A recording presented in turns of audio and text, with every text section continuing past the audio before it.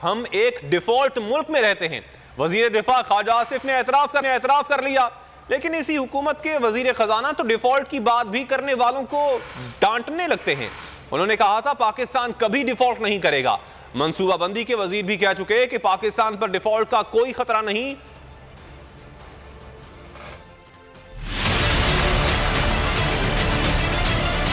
जो हमारे मुल्क के इस वक्त हालात है, हम दिवालिया मुल्क के रहने वाले। कैंपेन के तौर पे ये पेश किया जा रहा है कि जी पाकिस्तान डिफॉल्ट करेगा, कुछ डिफॉल्ट हो चुका है कि अपने मुल्क को बदनाम करते हैं। आपने सुना होगा डिफॉल्ट हो रहा है या दिवालिया हो रहा है या मेल्ट डाउन हो रहा है, वो हो चुका हुआ है। अल्लाह न करे ये कभी पाकिस्तान अलग डिफॉल्ट नहीं करे। जो असूल और जो प्रोसेस होता है उसी के मुताबिक सबकी पेमेंट्स हो रही हैं, किसी की कोई पेमेंट डिले नहीं है।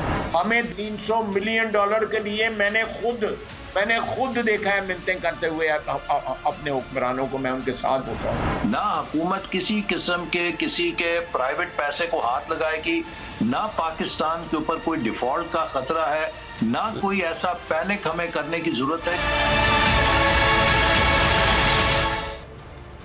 पाकिस्तान तहरीक